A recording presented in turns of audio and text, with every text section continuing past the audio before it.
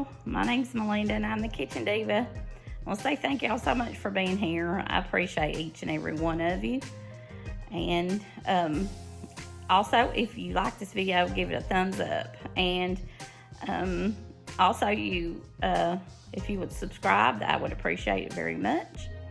And ring the notification bell and you won't miss any of my future content. So, I'd like to hear your comments. If you have anything to say, please put it down in the comment section. My recipe will be down in the description box. So if you have an interest in making it, the recipe, it will be linked down there. Okay, so today I will be making shepherd's pie in the crock pot.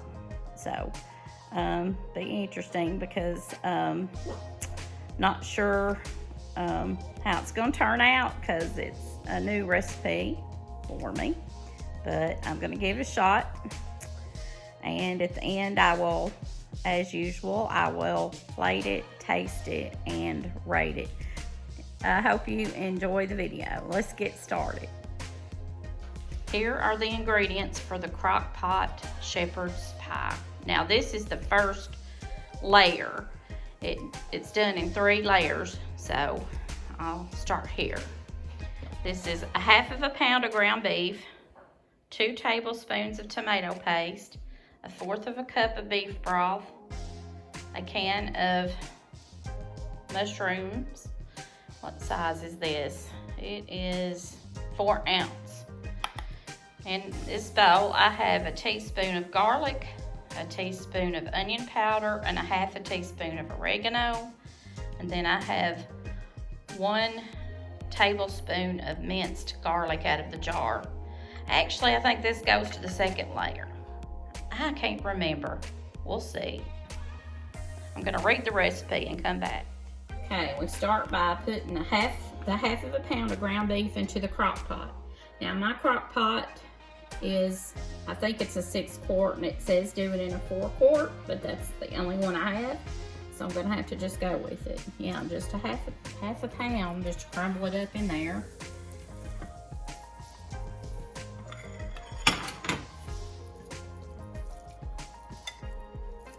Kind of make it spread around the bottom of the crock pot. Probably should have sprayed this, but too late. Okay, and then it says put the minced garlic over it.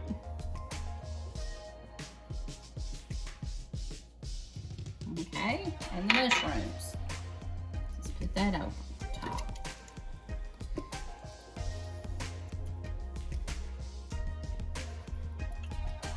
Okay, now I'll go to step 2. Okay, now the next step is, I forgot to tell you, in this bowl, I also, along with the tomato paste, I have a tablespoon of Worcestershire sauce. So, it says to put that in there.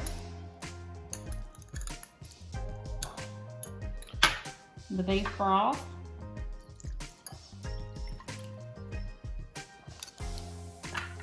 And the 3 spices, the onion powder, garlic powder, and oregano. That in there and whisk it together.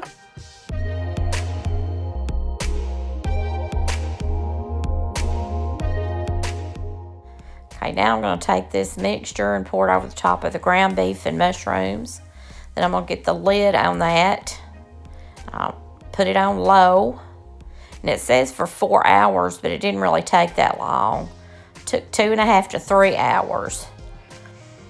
So while that was cooking, about the last hour, I started the potatoes. So I just did some mashed potatoes, and you can just do those however you like yours. This is the way I do mine. And put some sour cream. There's my son's thumbs up. Some butter, a little heavy whipping cream, and some salt and pepper. And then just mash them with a hand masher. And set them aside, and then they'll be ready to put over top of the ground beef.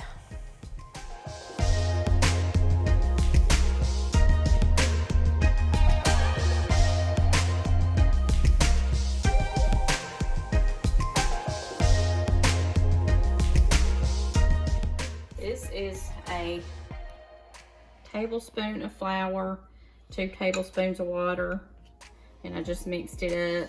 I'm gonna pour it over into the crock pot and mix it together. I'm supposed to thicken that up.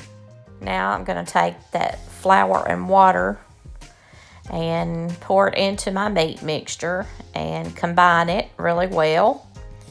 And then I have a bag of frozen peas and carrots, and I will put about half of that bag on there.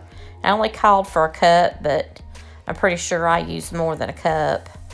Then I'll take those mashed potatoes that I set aside and spread some over top of the peas and carrots. And then I'm gonna sprinkle a little bit of cheddar cheese over the top of that and put the lid back on the crock pot, turn it on high, and leave it for 30 more minutes. And then it'll be ready to serve. It is once it's done. Looks so good. Now we're gonna plate it, taste it, and rate it. I'll turn it off.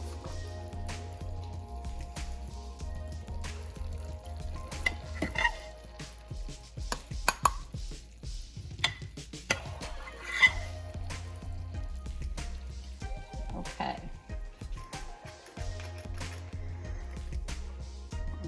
That look delicious. Okay. Let's see how it tastes.